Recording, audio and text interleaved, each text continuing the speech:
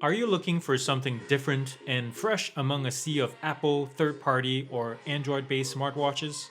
Are you the kind of person who likes to stick it to the establishment? Is a balance of style, functionality, and durability important to you? More crucially, are you even shopping for a smartwatch?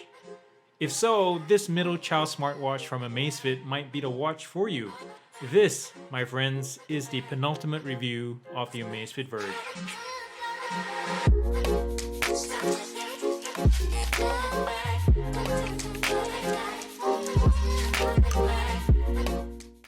What's up, guys? This is Aaron from GearUP, and welcome to finally the summary of the Amazfit Verge. What do I think about it overall after these past many months that I've been able to spend with it? What do I like about it and not? And what does that mean for you guys? And where does it stand in the whole smartwatch space?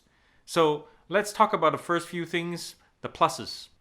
Let's begin with the positives. And in case you've noticed, I am filming in 1080p today. We're trying this out and see how this goes. I want to see this setup, this lighting, whether it works. We're just experimentation. Anyways, let's keep moving. So the Verge has a lot of strengths going on. Mosquito. Jeez. This watch has a lot of things going for it. First of all is the build quality. It is nice and tight and solid and light too at the same time. Now, when Amazfit calls it a fitness smartwatch, I think they hit the ball out of park with this one because it, unlike the Stratus and some other watches that claim that they're fitness based, but they're heavy and metal and it just doesn't fit right in the whole ethos of a fitness watch of some kind, because I want it light, I want it invisible, I want it to be strong at the same time, because I don't want to threaten my gym mates if I'm like, swinging my arms and I smack someone in the face and hurt them and I have to say I'm sorry and then walk them to their car and help them through the day and send them a sorry card, because it is hard. But this thing is so light, it's invisible, and it's perfect, and I love it for that. Now, the other thing, the material choice is polyurethane, and I think the secondary benefit of it is I think it might be self-healing, because, for example, I had scratches around the rim before, and what showed underneath was slightly light colored plastic, but over time it has darkened again. It's not because I'm grimy or dirty, but yeah, I think it self-heals, so that's a good thing. Now, the other part is the whole design is really stylish, at least to me. I mean, that's a subjective thing, obviously. It is stylish enough because it is functional, but yet it looks good. I've had a lot of people stop me on the road or just comment, is like, that's a good looking watch. What is that? Oh, that's not a Samsung? It looks good. How much did you pay for it? What? That's it. So this thing calls for attention. It's really good, and I like that bright orange button all by itself, and that calls a little bit of attention as well. Now, which leads me to what makes it stylish too, is the screen. This screen, the OLED, is just bright, vibrant, and just calls out to your eye, and other people will look at it too. And I've gotten comments again, they're like, wow, that's a cool looking watch, all because of the screen. And I think Amazfit's on a good start to it, because there can be improvements to it, but it's a whole lot better than the Stratus. Now, in terms of the glass itself, on the screen is a Gorilla Glass 3, and I've not a nick on it for using it for 4 or 5 months now. Not a single lick, which speaks for it. Now, the strap is the other thing that's really cool. I mentioned before that I love the little nub at the end of it that locks it in place into all these slots right here, so it can never really pull it out. It doesn't slip out when you wear long sleeve shirts. It doesn't get caught, and then when you move it around, it doesn't just pop out and it flops around in the wind like a scarf around your wrist or something, which some people like, but it just looks weird. Another strength is its functionality. Just like the BIP and the Stratus before, it lies in between those two in terms of functionality. It has pretty much everything you want in terms of fitness tracking, GPS, heart rate sensor, heart rate monitoring on a constant basis or intervals. You can set all of that, and the tracking is great when especially if you turn GPS on and then have it track, and then you look at the results later on where you've gone and all that kind of stuff. In terms of accuracy, it is pretty good. I've had issues with it, like tracking altitude, so its barometer, its pressure sensor in here, it's probably off by 20 feet or something like that, which is pretty good. I mean, that's similar to a lot of GPS accuracy. So that's not bad. 20 feet is not bad. So I would say I'll give this a good, not excellent. I've seen better, but this is as good as it gets for the budget. The other thing I enjoy using about this watch is the often forgotten accessory, the charging dock. The Stratus, I really hated that one. If you remember my videos, I lamented that thing was so flat. I had to try so many times just to get it in, and it just would not do it. It just didn't have a positive feel. On the Verge, I just had to fit it into that right slot, and it locks right in. Boom, it charges. It's such a positive experience, and I hope they keep it up with the later models nowadays too. It's just such a good thing. Now, owners of this watch will have a good selection of watch faces to choose from. They're super vibrant, they're really well designed. There are a couple of misses, but for the most part, they're really well designed. In fact, during the rollout of this watch, they talked about, they used the company that designed Iron Man's HUD screens in the movie to design a few of the watch faces. You kind of see that inspiration and all that kind of stuff in there, and it's really nice.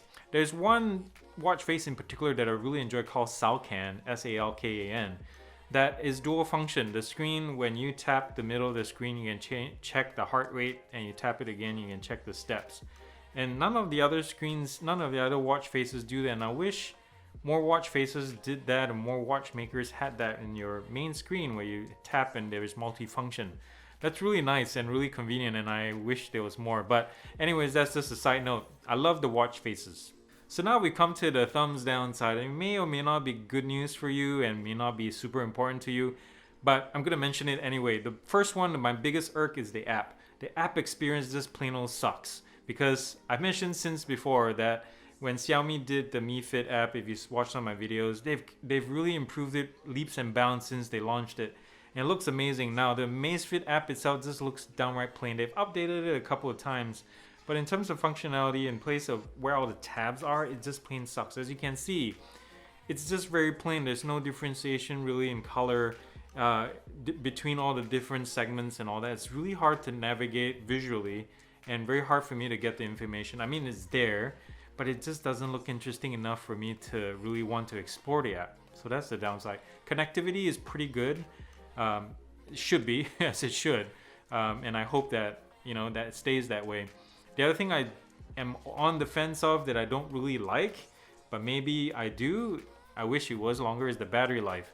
It runs 4 to 5 days depending on whether you have Alexa enabled, or, depends on different things like your notifications and whatnot. In general, if you're not using fitness and GPS tracking, it can maybe last, like if you run it a whole day, it will last maybe 24 hours, 20 hours or something like that. But that's about it. 4 to 5 days max on normal day-to-day usage. And that's all I got. And I wish it would drag on maybe to a strong 5.5 days. So I just had to worry about it in the weekend. Like I've mentioned before, I like a watch that I can trust to get me through the work week, Monday to Friday, and that's it, and not have to worry about it. When I go to sleep before the weekend, I charge it again and then top it up on Sunday night.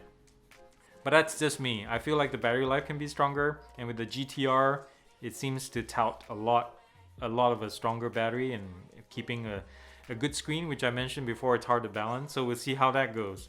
If there is one Achilles heel to this watch, it would be the speaker grill or the speaker slot, depending. I'm really not sure. But if you remember one of my earlier videos where I ran into a problem where my first watch that I had, first Verge, suffered water ingress. And to this day, I still strongly believe it went through the speakers under pressure of some kind. Because yes, while the speaker itself may be coated with waterproofing, that is admittedly the weak point. It is the weakest part of the watch. I mentioned just now that the build quality is amazing, but that is a chance for water to get in if it's not applied well and not quality checked. So I hope Amazfit has solved the problem since then, but you as the user, or if you're potentially thinking of buying this, just don't go in the tub, just don't swim in it too much. Definitely don't go in a hot tub or expose it to seawater, and then you'll be fine. And I hope that it happens within warranty period so you can complain about it and get it fixed. Because they were pretty quick about it. They say, oh, you have a problem with this due to water ingress. It shouldn't have happened at all. We'll send you a new one. So anyways, watch out for that. Now, in terms of pricing, this is where the Verge, I feel like, could have done better, or Amazfit during its North American launch could have done a little bit more research. Or I think maybe it's just timing, I'm not sure. If you're from Asia or Europe and know the pricing, if you notice pricing is different from mine, comment in the down below and help us out a little bit more. But here in the US, it's around 130, 140 bucks. And its older brother or more higher end brother, Stratas, is only $20, $30 more. So it's really close for comfort. Imagine the bip was like 50, 60 bucks. 50, 60 bucks for what it was. I think the Verge could have put a name for itself in the $100 range. If it charged itself $100 like $99 or $109, it would have done really well. But for $30, $40 more at $130, it's just too close for comfort with the Stratus, and especially with the GTR coming up, and it supposedly is gonna go for 180 bucks. People will go for the GTR and Verge will be left behind. So I think it was the wrong place, wrong time.